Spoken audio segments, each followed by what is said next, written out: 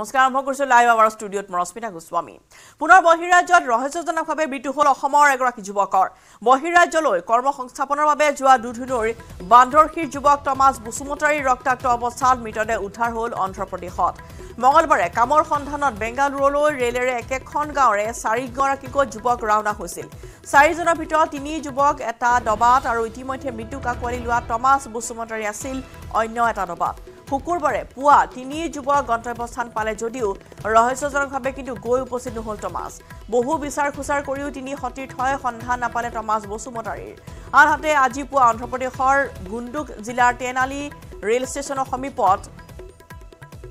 টমাছৰ মৃতদেহ উদ্ধাৰ হোৱা বুলি দুধনৈ থানালৈ আহিল খবৰ টমাছৰ মৃতদেহত আছে আঘাতৰ চিহ্ন যুৱকজনৰ মৃত্যুৰ খবৰ পোৱাৰ মাত্ৰকে পৰিয়ালটোৰ মাজত লাগি গ'ল হাহাকাৰ যুৱকজনৰ মৃত্যু সহজে ল'ব পৰা নাই পৰিয়াল তথা গাঁওবাসীয়ে ইফালে যুৱকজনৰ মৃতদেহ আনিবলৈ অসমৰ্থ দৰিদ্ৰ পিতৃ-মাতৃ শেষবাৰৰ বাবে টমাছৰ মুখখন চাবলৈ মৃতদেহটো অনাৰ ব্যৱস্থা কৰিবলৈ গোৱালপাৰা প্ৰশাসনৰ লগতে চৰকাৰক আহ্বান জনাইছে টমাছৰ পৰিয়াল আৰু স্থানীয় ৰাইজে উল্লেখযোগ্য যে অনুৰূপ ধৰণে কিছুদিন পূৰ্বে গোৱালপাৰাৰে মাটিয়াৰ এগৰাকী যুৱকৰো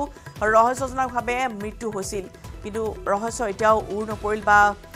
কিহৰ কাৰণে মৃত্যু হ'ল বা কোনে হত্যা কৰিলে যুৱকক সেয়া এতিয়াও নোলালে অনুৰূপ ধৰণে দুধনৈৰ এই টমাছ বৰগোহাঁইৰ যি মৃতদেহ উদ্ধাৰ কৰা হৈছে তাতো ৰহস্যৰ গোন্ধ পাইছে পৰিয়ালৰ লোকে যেটো কামৰ সন্ধানত অন্ধ্ৰপ্ৰদেশলৈ গৈছিল একেখন গাঁৱৰে 4 যুৱক আৰু তাৰে 3জন যুৱকৰ সুস্থ অৱস্থাত উদ্ধাৰ হ'ল যদিও আন এগৰাকী যুৱক অৰ্থাৎ টমাছৰ মৃতদেহে টমাছ বসুমতাৰীৰ মৃতদেহে পৰৱৰ্তী সময়ত পোৱা গ'ল গতিকে সমগ্ৰ ঘটনানো কি বা গাঁওবাসীয়ে কি সন্দেহ প্ৰকাশ কৰিছে সেই সন্দৰ্ভত আগবঢ়াইছো অৰূপ নাথৰ এক ৰিপৰ্ট পুনৰবাৰ আচলতে বহিৰাজ্যত অসমৰ যুৱকৰ মৃত্যু হৈছে এইবাৰ গোৱালপাৰাৰ যুৱক কামৰ সন্ধানত বাহিৰলৈ যায় আৰু এনেধৰণে মৃত্যু হোৱাৰ কাৰণটো আচলতে কি বুলি ভাবে কি ধৰণে মৃত্যু হ'ব পাৰে আসলতে আমি গোৱালপাৰা জিলাৰ নিখিল বড়ো ছাত্ৰ সন্থাৰ যেটো বতৰাটো পালে আমি অতি আশ্চৰ্য প্ৰকাশ কৰিছোঁ মৰ্মাহত হৈছোঁ হয় আমাৰ অসমৰ পৰা বড়ো ল'ৰাই হওক বা অন্য কাষ্টৰ ল'ৰাবোৰে হওক মানে বহিৰাজ্যত কাম কৰিব যায় কিন্তু এনেকুৱা কাম কৰিব যোৱাৰ মানে যেটো মানে য'ত মানে গন্তব্যস্থান নপোৱাৰ আগতে তেনেকুৱা ঘটনা হয়তো আমাৰ কাৰণে খুব চিন্তনীয় বিষয় তো এইটোৰ ভিতৰত মাজত কি ৰহস্য আছে আমি এইটো ভালকৈ ধৰিব পৰা নাই কিন্তু আমাৰ অসমৰ যুৱক বুলি আমাৰ বহিৰাজ্যৰ মানে ব্যক্তিসকলে কিবা কৰিব খোজে নেকি সেইটো এটা ডাঙৰ কথা তো যিয়ে নহওক এটা ঘটনা হ'বলগীয়াটো হৈ গ'ল এতিয়া ঘটনাটো হোৱাৰ পিছত যেহেতু ঘৰতো আৰ্থিকভাৱে সচ্ছল নোহোৱাৰ কাৰণে বহিৰাজ্যত কাম কৰিব গৈছিলে এটা ঘৰৰ মানুহবোৰে মানে তাতে অন্ধ্ৰপ্ৰদেশৰ যেটো তিনালি ৰেলৱে ষ্টেচনৰ যেটো পুলিচ ষ্টেচন তাতে ডেড বডিটো আছে তাতে গৈ ডেড বডিটো অনাটো সম্ভৱ নহয় গতিকে তেওঁৰ মানে মৃত্যু দেহটো বা ডেড বডিটো প্ৰশাসনৰ ফালৰ পৰা যদি আনাৰ ব্যৱস্থাটো কৰা যায় সেইকাৰণে আমি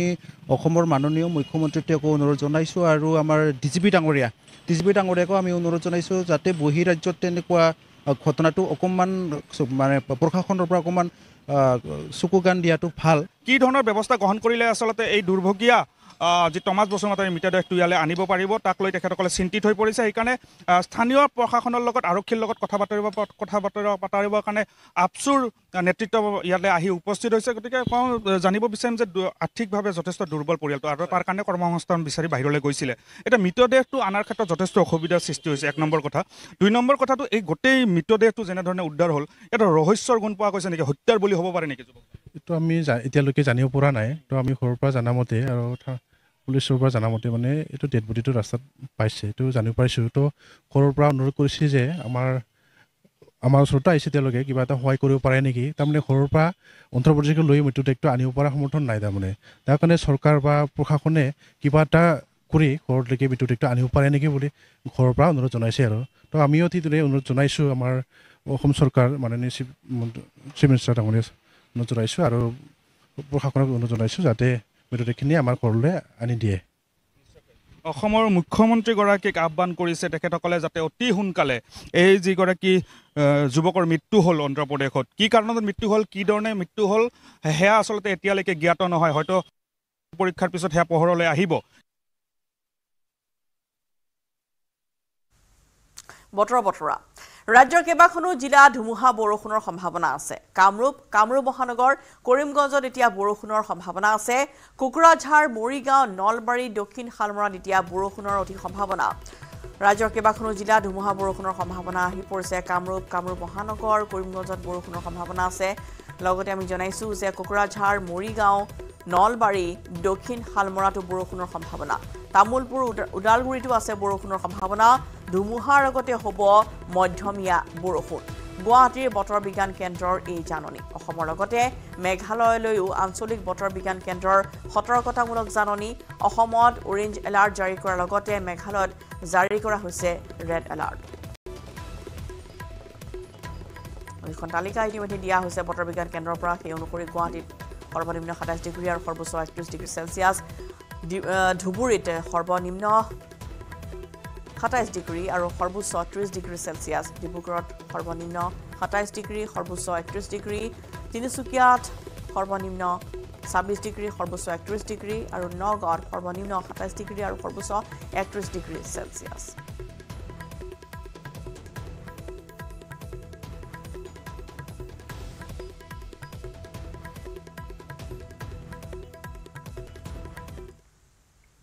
নেৰানেপৰা বৰষুণৰ ফলত কোকৰাঝাৰত অঘটন কোকৰাঝাৰ চহৰৰ মাজমজিয়াত থকা উৰণ সেতুৰ ওপৰতে বাগৰি পৰিল এডাল প্ৰকাণ্ড গছ চহৰৰ মাজমজিয়াৰ জেডি ৰোড ৰেলৱে উৰণ সেতুৰ ওপৰত এনেদৰে এডাল প্ৰকাণ্ড গছ উভালি পৰিছে বাগৰি পৰাৰ ফলত যাতায়াতৰ ক্ষেত্ৰত যথেষ্ট অসুবিধাৰ সন্মুখীন হ'বলগীয়া হয় উৰণ সেতুখনৰ ক্ষতি হৈছে আৰু প্ৰকাণ্ড গছডাল বাগৰি পৰাৰ ফলত কিছু সময়ৰ বাবে যাতায়াত ব্যাহত হৈ পৰে পথটোৰে এই পৰৱৰ্তী সময়ত এই স্থান মুকলি কৰি দিয়া হৈছে সেই পথ মুকলি কৰি দিয়া হৈছে যদিও এটা অংশ এতিয়াও এনেদৰে গছডাল পৰি ৰৈছে যেটো খুব মুখলধাৰ বৰষুণ আৰু যাৰ ফলত এনেধৰণৰ কোকৰাঝাৰ মাজমজিয়াতে এনেপাৰ বৰষুণৰ ফলত এডাল প্ৰকাণ্ড গছ উভালি পৰিছে উৰণ সেতুৰ ওপৰতে যাৰ ফলত বহু সময় ধৰি যাতায়াত ব্যাহত হৈ পৰে পৰৱৰ্তী সময়ত এটা অংশ মুকলি কৰি দিয়া হৈছে যদিও আন এটা অংশ এনেদৰে দেখিবলৈ পোৱা গৈছে যে গছডাল প্ৰকাণ্ড আছিল আৰু সেইবাবে এটা অংশ এতিয়াও এনেদৰে আবদ্ধ হৈ পৰিছে গছডালে ঢাকি ৰাখিছে কোকৰাঝাৰৰ এই দৃশ্য জেডি ৰোড ৰেলৱে উৰণ সেতুৰ ওপৰতে বাগৰি পৰিল এনেদৰে এডাল প্ৰকাণ্ড গছ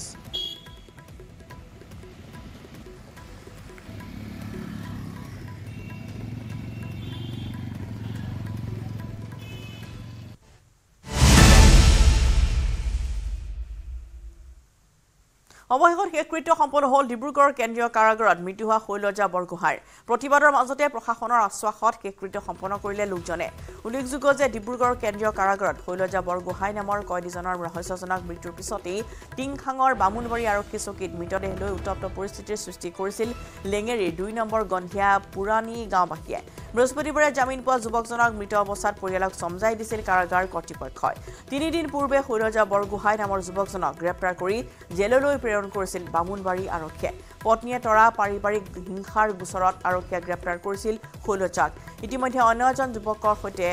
লোকৰ সৈতে বিবাহ পাশত আবদ্ধ হৈছে শৈলজাৰ পত্নী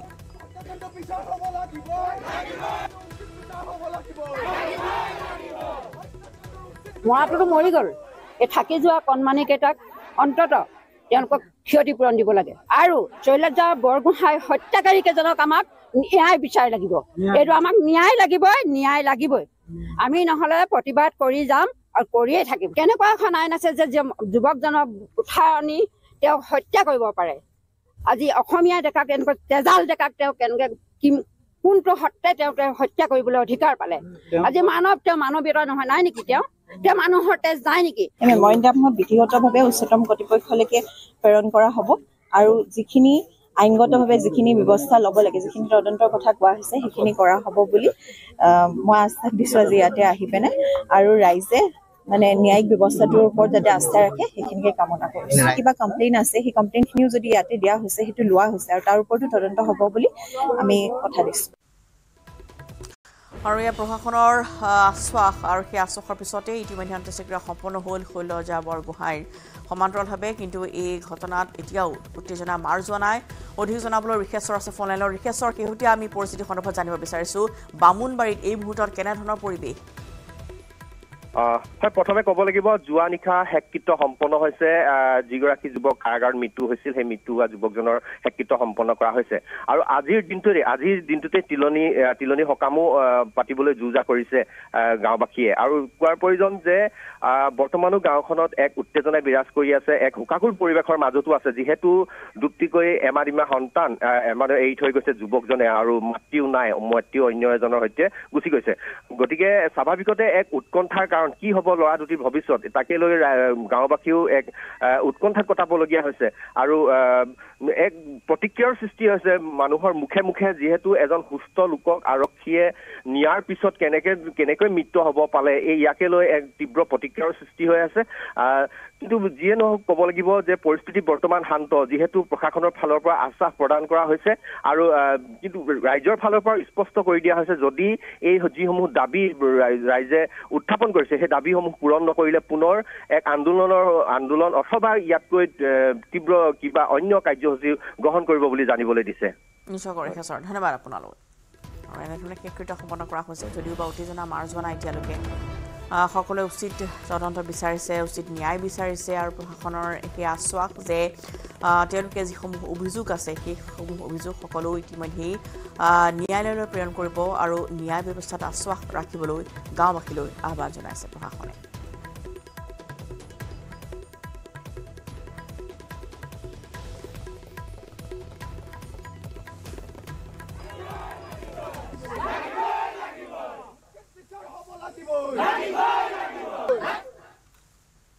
ডিফুৰ আৰলং লাংছৰ সুকুৰি টিচপি হত্যাকাণ্ডৰে জড়িত অভিযোগত দুজনক ইতিমধ্যে গ্ৰেপ্তাৰ কৰা হ'ল। তদন্তৰ খাতিৰত নাম প্ৰকাশৰ পৰা বিৰত আছে আৰক্ষী। হত্যাকাণ্ডৰে দুয়ো জড়িত থকাৰ তথ্য লাভ কৰিছে আৰক্ষীয়ে। দুয়োকে আদালতত হাজিৰ কৰি জিম্মাত লৈছে আৰক্ষীয়ে। উদ্ধাৰ হোৱা নাই হত্যাকাণ্ডত ব্যৱহৃত 7.65 এই পিষ্টলটো। 11 জুনৰ পুৱতি নিশা সংঘটিত হৈছিল সুকুৰি টিচপিৰ হত্যাকাণ্ড। কাৰ্বি আংলং আৰক্ষীৰ ASPৰ নেতৃত্বত গঠন হৈছিল SIT।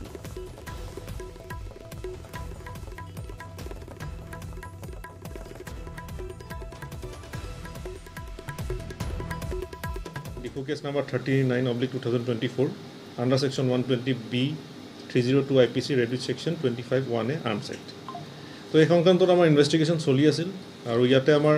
এটা স্পেচিয়েল ইনভেষ্টিগেশ্যন টিমো গঠন কৰা হৈছে এডিশ্যনেল এছ পি ক্ৰাইমৰ নেতৃত্বত। তো ইয়াৰ পিছতে আমি দুজন ব্যক্তিক ইয়াৰ ঘটনাৰ লগত জড়িত দুজন ব্যক্তিক আমি কৰায়ত্ব কৰিছোঁ। গতিকে আমি তদন্তৰ খাতিৰত তেওঁলোকৰ নাম এতিয়া আপোনালোকক উল্লেখ কৰিব নোৱাৰিম, কিন্তু তেখেতসকল তাৰ লগত জড়িত আছে বুলি আমি যথেষ্টখিনি প্ৰমাণ পাইছোঁ। গতিকে তেওঁলোকক এৰেষ্ট কৰা হৈছে আৰু আজি আমাৰ অনাৰেবল কোৰ্টত তেওঁলোকক প্ৰডিউচ কৰা হৈছিল আৰু আমি 4 দিনৰ এতিয়া আমি জিম্মা লাভ কৰিছোঁ আৰক্ষী। খবৰ যাওঁ লাইভৰ লৈছোঁ এটি বিৰতি।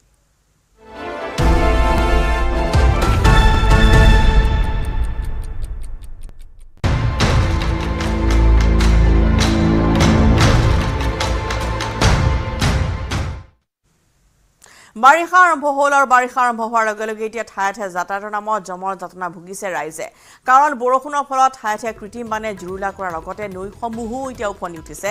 য'ত বিপদসংকুলভাৱে টুলুঙা নাৱেৰেহে যাতায়াত অব্যাহত ৰাখিছে ৰাইজে। ইয়াৰ উপৰিও বিধ্বস্ত বোকাময় পথৰ বাবেও জলাকলা খাইছে একাংশ লোকে। আনহাতে ঠায়ে ঠায়ে ভঙা দলঙেৰেও বিপদজনকভাৱে যাতায়াত কৰে কণ কণ শিশু, বৃদ্ধকে ধৰি বহু লোকে। চৰকাৰী বিভাগসমূহৰ মাজত থকা সমন্বয়হীনতাৰ ফল ভোগ কৰিছে যোৰহাটৰ বহু অঞ্চলৰ বাসিন্দাই। বিগত কিছুদিন ধৰি যোৰহাটৰ একাংশ বিদ্যালয় পানীত বুৰ গৈ আছে, পুখুৰীলৈ পৰিণত হৈছে খেলপথাৰ। অনুৰূপ পৰিস্থিতিৰ সন্মুখীন হৈছে বহু অঞ্চলৰ বাসিন্দাসকলো। যোৰহাটৰ চিৰতীয়া গাঁৱৰ ব্ৰিকুদৰ শইকীয়া পৰ্বতীয়া উচ্চ মাধ্যমিক বিদ্যালয়ত বৰষুণৰ পানীয়ে এক অভাৱনীয় পৰিস্থিতিৰ সৃষ্টি কৰিছে। বিগত বহুদিন ধৰি পানীত বুৰ গৈ আছে বিদ্যালয়খনৰ চৌহদ। অঞ্চলটোৰ পানী পৰিবাহী নলা একাংশ লোকৰ গৃহ নিৰ্মাণৰ বাবে বন্ধ হৈ পৰাত এতিয়া কৃত্ৰিম বানপানীয়ে ভয়ংকৰ ৰূপ লৈছে এই অঞ্চলটোত।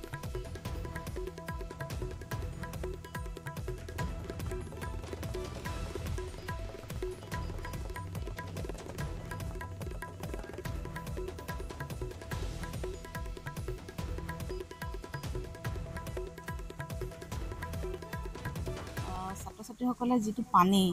আবদ্ধ পানীত তেওঁলোকে খোজকাঢ়ি তাত যাব লগা হৈছে, ইভেন যাবলৈ জেগাও নাই। ইফালে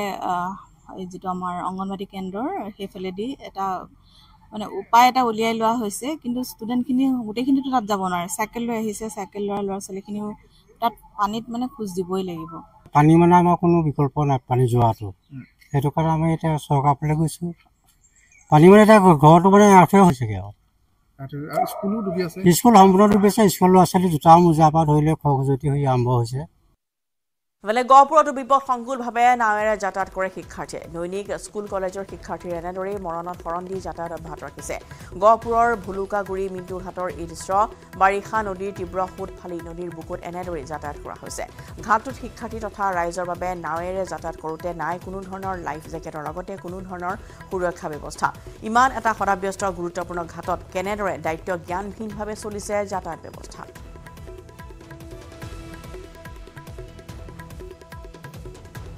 গহপুৰৰ পৰা এই মুহূৰ্তত পোনপটীয়া সম্প্ৰচাৰ আছে পলাশ ফুকন। পলাশ, কেনেধৰণৰ দুৰৱস্থাৰ সৃষ্টি হৈছে গহপুৰত এই বৰষুণৰ ফলত আমি জানিব বিচাৰিছোঁ আপোনাৰ পৰা। নিশ্চয় ৰশ্মিতা, চাওক, প্ৰথম কথা প্ৰশাসনৰ ইয়াত দায়িত্ব জ্ঞানহীনতা। কাৰণ গহপুৰৰ যি ভুলুকাগুৰি মিণ্টু ঘাট আছে তাত এটা সদাব্যস্ত ঘাট আৰু প্ৰতিদিনেই শ শ শিক্ষাৰ্থী অহা যোৱা কৰিবলগীয়া হয়। তাৰ সমান্তৰালকৈ সাধাৰণ জনতা অহা যোৱা কৰিবলগীয়া হয়। কিন্তু ঘাটটোত কোনো ধৰণৰ সুৰক্ষা কৱচ নাই, কোনো ধৰণৰ শিক্ষাৰ্থীসকলৰ বাবে কিন্তু লাইফ জেকেটৰ ব্যৱস্থা নাই। আৰু তেনেদৰে দৈনিক পাৰাপাৰ হৈ আছে শিক্ষাৰ্থীসকলে, যিহেতু আগত লৈ তেওঁলোকে যাত্ৰা কৰে বুলি আমাক ইতিমধ্যে জনাইছে। কাৰণ তেওঁলোকৰ মনত ভয় হয়, নাও এখনেই মেচিন নাও, তাকো অৱস্থা শোচনীয়, আৰু তেনেদৰে তেওঁলোকে যাতায়াত অব্যাহত ৰাখে। সতীৰ্থই প্ৰথমে দৃশ্যটো দেখাব। এইখন ভৰা লুইত ব্ৰহ্মপুত্ৰৰ এটি সুঁতি খাৰৈ নৈ, যান বাহন হওক, দুচকীয়া যান বাহন, তাৰ সমান্তৰালকৈ চাইকেল, লগত শিক্ষাৰ্থী, শ শ শিক্ষাৰ্থী আৰু গাঁৱৰ ৰাইজ। কাৰণ নদীৰ সিটো পাৰে কুৰিৰো অধিক গাঁও আছে। যেনেদৰে প্ৰশাসনে এই ঘাটটোত দায়িত্ব দিব লাগে, যি লাইফ জেকেটৰ ব্যৱস্থা কৰিব লাগিছিল, কিন্তু তেনেধৰণৰ কোনো বৰ্তমান সময়লৈকে কৰা দেখা নাই। কাৰণ এতিয়া নদীৰ সোঁত যথেষ্ট, বাৰিষা পানীৰে ভৰি আছে। তাৰ মাজত এনেদৰে নাৱত অতি বিপদসংকুলভাৱে প্ৰতিদিনে যাতায়াত কৰি আহিছে, কিন্তু কোনো ধৰণৰ ইয়াত সুৰক্ষা ব্যৱস্থাটো ফুটি উঠা নাই। অভিভাৱক আছে, আপোনাৰ ওচৰলৈ আহিছোঁ। যেতিয়া আপোনাৰ সন্তানটি এই নদীৰে যাতায়াত কৰিবলগীয়া হয় নাৱত, দেখিছোঁ কোনো লাইফ জেকেটৰ ব্যৱস্থা নাই। গতিকে অভিভাৱক হিচাপে আপুনি কি ক'ব?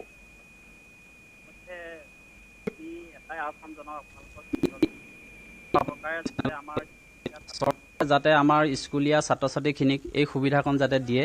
আৰু দ্বিতীয়তে আমিও এই সুবিধাকণৰ জৰিয়তে অন্ততঃ অকণমান সন্তুষ্ট হ'ব পাৰোঁ। সুবিধা মানে কেনেকুৱা ধৰণৰ সুবিধাৰ কথা আপুনি ক'ব বিচাৰিছে? বিশেষকৈ আমাৰ এটাই অসুবিধা, ইয়াত পাৰঘাটৰ বিষয়ে ইতিমধ্যে অৱগত কৰিলে আপোনালোকক। কিন্তু কথা হ'ল, আমাৰ স্কুলীয়া ছাত্ৰ ছাত্ৰীখিনি যেতিয়া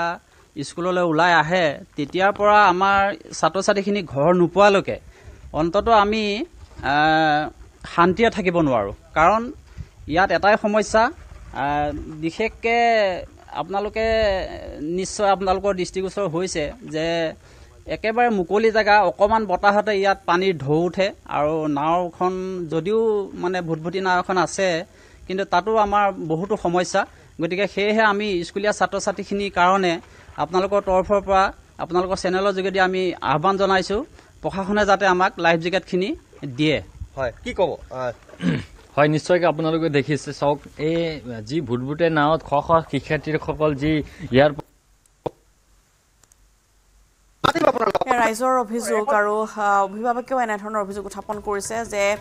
এনেধৰণৰ টুলুঙা নাৱত আচলতে তেওঁলোকৰ নিজৰ সন্তানক পঠিয়াবলৈ তেওঁলোকেও নিবিচাৰে। কিন্তু প্ৰশাসনৰ ক্ষেত্ৰত বা যেনেধৰণে আচলতে কোৱা হৈছে যে পূৰ্বতকৈও যেতিয়া যথেষ্ট পানী বৃদ্ধি পাইছে, বাৰিষা যিহেতু এতিয়া, গতিকে এই বাৰিষাৰ ফলছোৱাত এনেদৰে তীব্ৰ সোঁত ফালি নদীৰ বুকুত এনেদৰে কোনো ধৰণৰ সুৰক্ষা কৱচ নোহোৱাকৈ শ শ যাত্ৰী পাৰ হৈ আহিছে, আৰু বিশেষকৈ শিক্ষাৰ্থীসকলৰ বাবে এটা বিপদসংকুল যাত্ৰা। গতিকে এই সমস্যা যিহেতু বছৰ বছৰ ধৰি তেওঁলোকে ভুগি আহিছে, কোনো ধৰণৰ লাইফ জেকেটৰ সুৰক্ষা ব্যৱস্থা নাই, আৰু এটা সদাব্যস্ত গুৰুত্বপূৰ্ণ ঘাট কেনেধৰণে আচলতে চলি আহিছে যাতায়াত ব্যৱস্থা, সেয়া দৃশ্য আমি দেখুৱাইছোঁ। গতিকে এই ক্ষেত্ৰত জলসম্পদ বিভাগক উচিত ব্যৱস্থা গ্ৰহণ কৰিবলৈ তেওঁলোকে আহ্বান জনাইছে। সমান্তৰালভাৱে এই বিপদসংকুল যাত্ৰাত কিন্তু প্ৰতিটো দিনতে শিক্ষাৰ্থীসকলে নিজৰ জীৱন হাতত লৈ এনেদৰে পাৰাপাৰ হোৱা পৰিলক্ষিত হৈছে। চাইকেলেও তেওঁলোকে স্কুল যাব লাগে, যিহেতু বিধ্বস্ত বোকাময় পথ, আৰু সেই পথেৰেও তেওঁলোকে যাব নোৱাৰে। গতিকে এনেদৰে ভঙা বাঁহৰ দলঙৰ মাজেদিও বিপদসংকুল যাত্ৰা আৰু টুলুঙা নাৱেৰে এই যাত্ৰা অব্যাহত ৰখা হৈছে। আনহাতে গোৱালপাৰাৰ দৃশ্যটো যদি আমি দেখুৱাওঁ, গোৱালপাৰাটো পশ্চিম সমষ্টিৰ খৰমজাৰ পৰা নাকালিয়া পাৰালৈ যোৱা পথৰ মাজতো বিপদজনকভাৱে হৈ থকা এখন বাঁহৰ দলঙে পথাচাৰীক জীয়াতু ভুকাইছে এই দলংখনেৰে বিপদজনকভাৱে নিতৌ অহা যোৱা কৰিবলগীয়া হয় বিদ্যালয়ৰ শ শ ছাত্ৰ-ছাত্ৰীয়ে অভিযোগ অনুসৰি 15 পৰা 20 বছৰ ধৰি এনেদৰে পথাচাৰীয়ে ভোগ কৰি আহিছে চৰম জীয়াতু শীঘ্ৰে দলংখন উন্নীতকৰণ কৰিবলৈ দাবী উত্থাপন কৰি আহিছে স্থানীয় ৰাইজে খৰমুজা নাকালিয়াপাৰা সংযোগী যিখন দলং এখন মেৰামতিৰ বাবে ইয়াৰ পৰা আপোনাৰ বেছি দূৰ নহয় খৰমুজা উন্নয়ন খণ্ড আছে ইয়াৰ পৰা আছে ব্ৰহ্মপুত্ৰ নদী এফালে খৰমুজা উন্নয়ন খণ্ড উন্নয়নৰ নামত আচলতে কোনো ধৰণৰ গুৰুত্ব নাই আৰু এইফালে ব্ৰহ্মপুত্ৰ নদী এই বৰ বাৰিষাত বহুত ছাত্ৰ-ছাত্ৰী আহে অতি কমে 500 ছাত্ৰ-ছাত্ৰী আহে চৰকাৰক কৈছোঁ ইয়াতে এটা কালভাৰ্ট দিয়ক দুটা ভাল হেভি কালভাৰ্ট দিলে ৰাস্তাখন যথেষ্ট ভাল হ'ব ছাত্ৰ-ছাত্ৰীৰ উপকাৰ হ'ব এম্বুলেন্স যাব পৰাকৈ তেনেকুৱা কোনো সুবিধা নাই গতিকে চৰকাৰক দাবী জনাওঁ স্থানীয় হিচাপে ৰাস্তা ঘাটৰ ব্যৱস্থা আৰু লগতে এই দলংখন নিৰ্মাণ কৰি দিবলৈ ফলে 12 বছৰ ধৰি জীয়াতু ভুগিবলগীয়া হৈছে এটা অঞ্চলৰ ৰাইজে এটা দশকতকৈ অধিক সময় লাগিল দুখন দলং নিৰ্মাণ হোৱাত তৰুণ গগৈৰ অন্তিমটো কাৰ্যকালতে উদালপুৰ চহৰৰ পৰা ৰোটালৈ যোৱা পথছোৱাৰ নিৰ্মাণ কাৰ্য আৰম্ভ হৈছিল কিন্তু আধাতে পথটিৰ নিৰ্মাণৰ কাম শেষ কৰি যোৱাত অৰ্ধনিৰ্মিত হৈ পৰি থাকিল পথছোৱাৰ কাম বহু মন্ত্ৰী গ'ল বিধায়ক গ'ল কিন্তু উদালগুৰি চহৰৰ মূল ঘাইপথৰ কাম অসম্পূৰ্ণ হৈয়ে ৰ'ল যাৰ বাবে জীয়াতু ভুগিবলগীয়া হৈছে সৰ্বসাধাৰণ ৰাইজ ৰিপুঞ্জয় নাথৰ এক ৰিপৰ্ট আজিৰ পৰা প্ৰায় 15 বছৰ আগতেই উদালগুৰিৰ পৰা কাহিবাৰীলৈ যোৱা এইটি পথ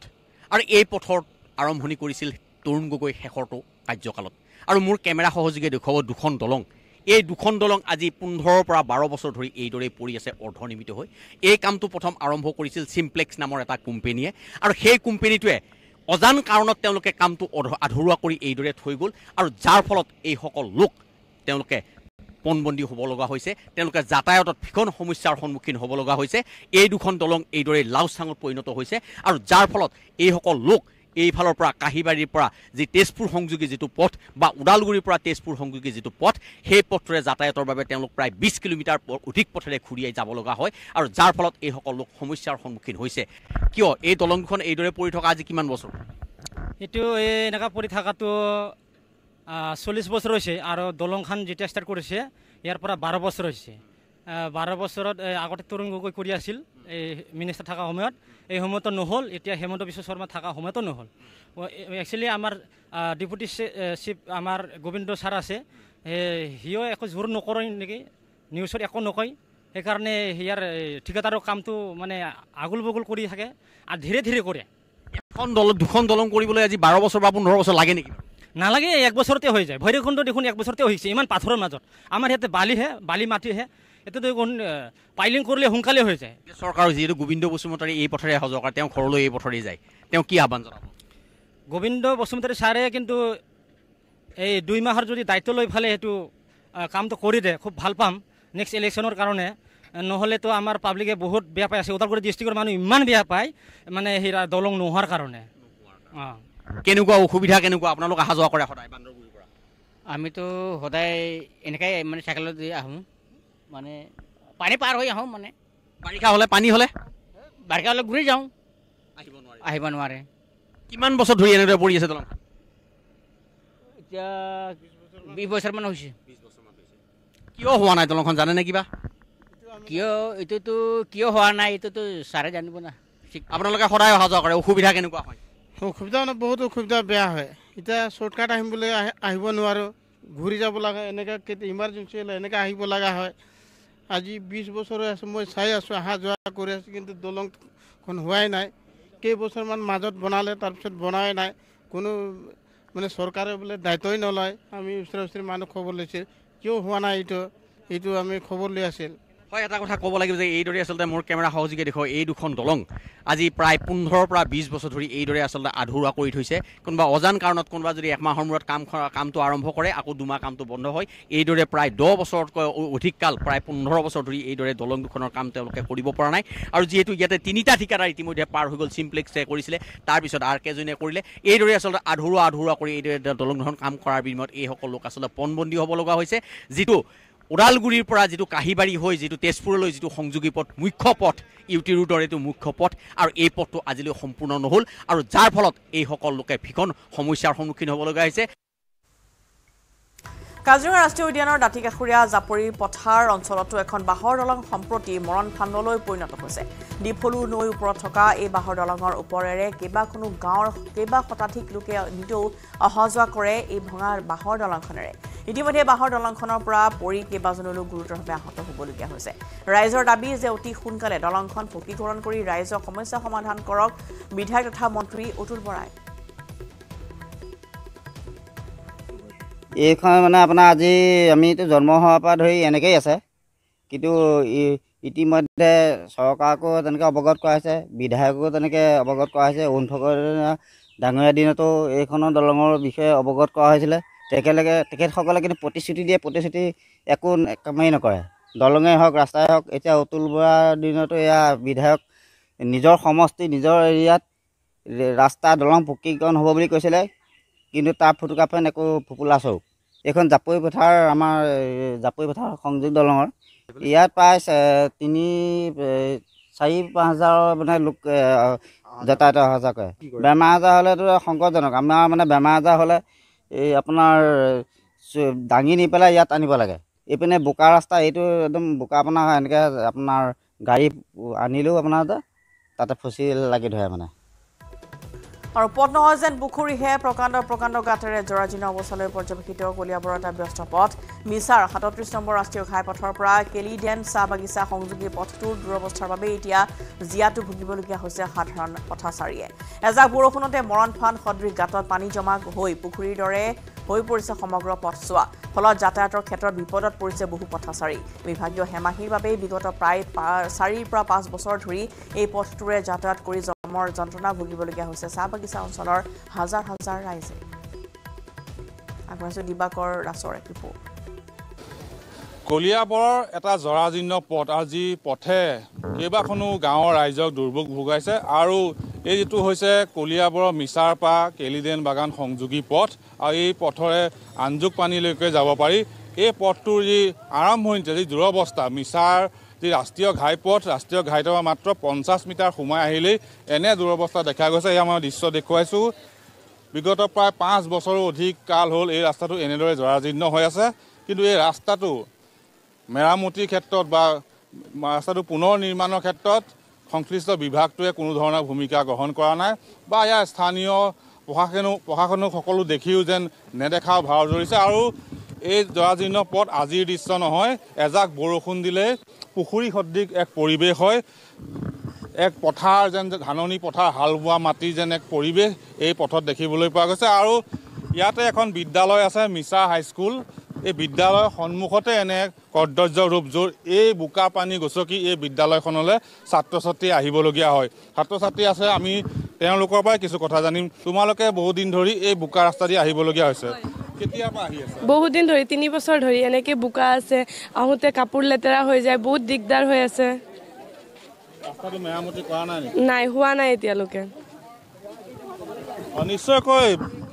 বছৰ বছৰ ধৰি এই ৰাস্তাটো মেৰামতি হোৱা নাই, যাৰ ফলত এনেদৰে কৰ্দৰ্য ৰূপলৈ পৰ্যবেক্ষিত হৈছে। বিদ্যালয়ৰ সন্মুখতে এনে এক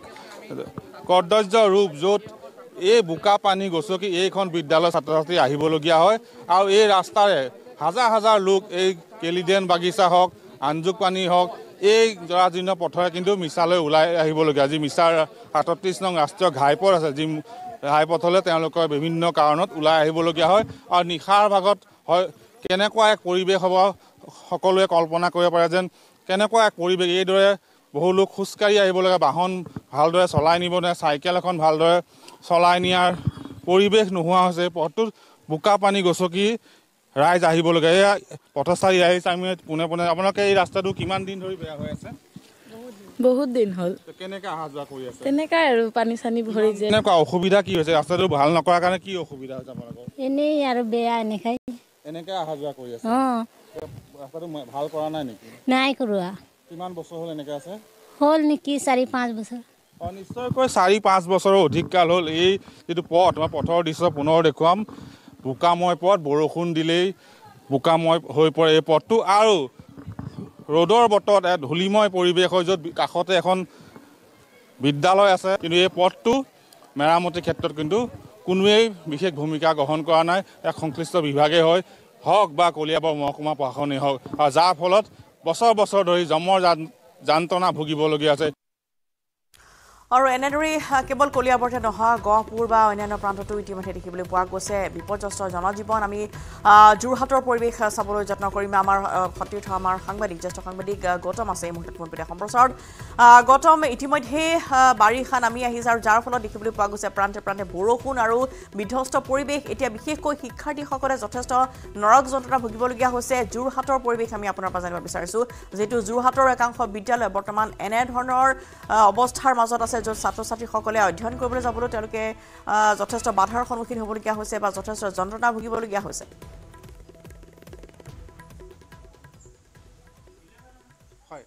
হয় নিশ্চয়কৈ ৰশ্মিতা চক মই বৰ্তমান উপস্থিত আছোঁ যোৰহাটৰ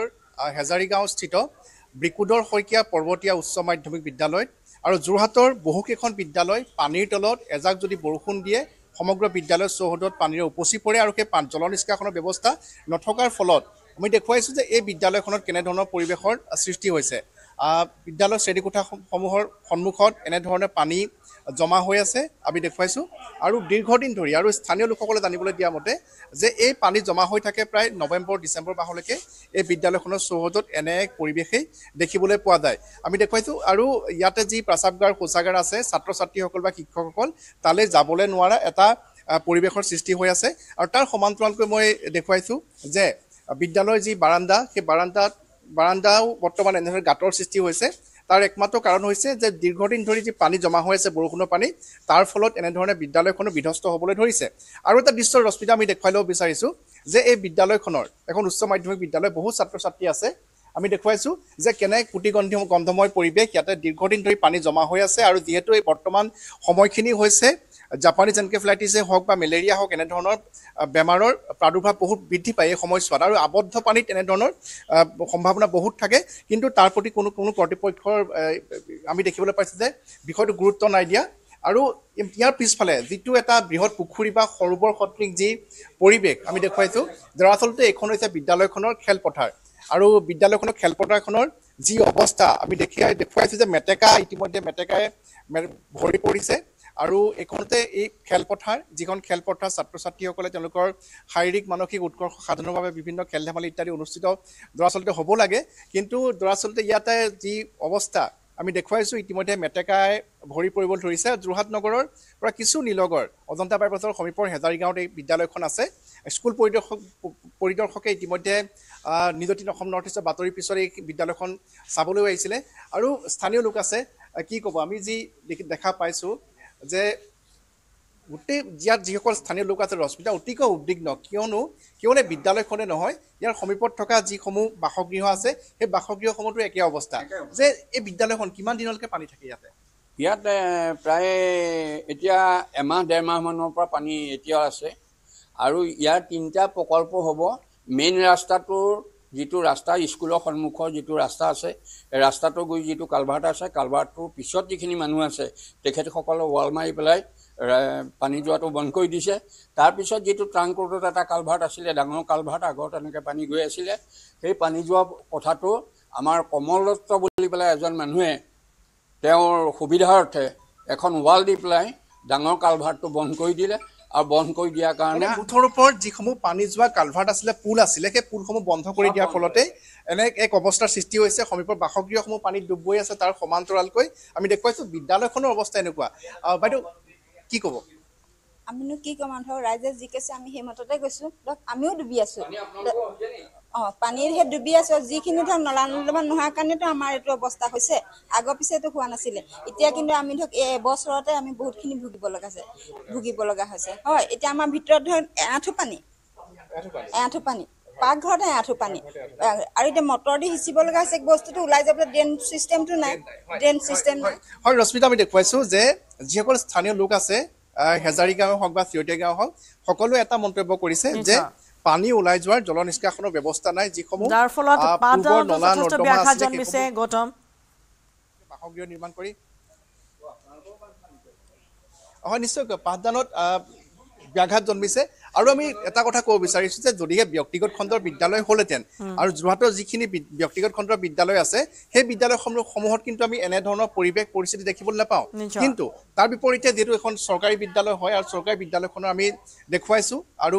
ছাত্ৰ ছাত্ৰীসকল ইয়াতে বহু ছাত্ৰীও আছে তেওঁলোকে বিদ্যালয়খনলৈ আহিব কেনেধৰণে আপোনালোকে লক্ষ্য কৰক যে বিদ্যালয়ৰ সন্মুখতো আজি দুদিন পূৰ্বলৈকে পানীৰে উপচি আছিলে কিন্তু স্থানীয় লোকসকলৰ সচেতনতাৰ বাবে তেওঁলোকে এটা নৰ্দমা খান্দি দিছে খান্দি দিয়াৰ ফলত কিছু পানী ওলাই গৈছে সন্মুখৰ পৰা কিন্তু এতিয়াও বিদ্যালয়খনৰ চৌপাশত চৌহদত থকা পানী এনেদৰে আছে অতি পুতিগন্ধময় পৰিৱেশ আৰু ছাত্ৰ ছাত্ৰীৰ সংখ্যাও বহু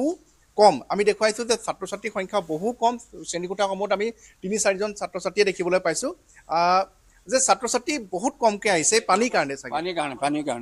পানীৰ প্ৰব্লেমৰ কাৰণে মানুহ ওলাব পৰা নাই সেইকাৰণে বহুত ল'ৰা ছোৱালী স্কুললৈ অহাটোৱে বন্ধ কৰিছে গতিকে মানে এই পানীৰ কাৰণে স্কুললৈ ছাত্ৰ ছাত্ৰীসকলে আহিব পৰা নাই এই পানীৰ কাৰণে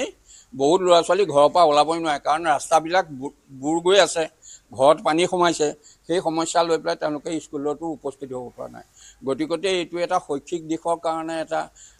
ধ্বংসৰ পথৰ নিচিনা গতি কৰিছে গতিকে অনুগ্ৰহ কৰি এইটো এটা সুব্যৱস্থা কৰি দিলে আমি ৰাইজ উপকৃত ধন্যবাদ জনাইছোঁ আমি গৌতম আপোনালৈ যোৰহাটৰ পৰা এয়া দেখুৱালে গৌতমে যে কেনেধৰণে আচলতে বৰ্তমান চৰকাৰী বিদ্যালয়সমূহৰ এই দুৰৱস্থা য'ত এতিয়া কৃত্ৰিম বানপানীৰ ফলত বিদ্যালয় চৌহদত এনেধৰণৰ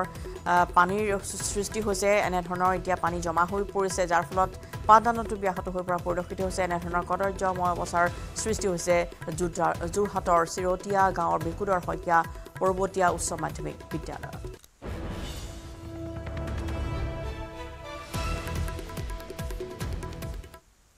লাইভৰ সময় হ'ল এটি বিৰতি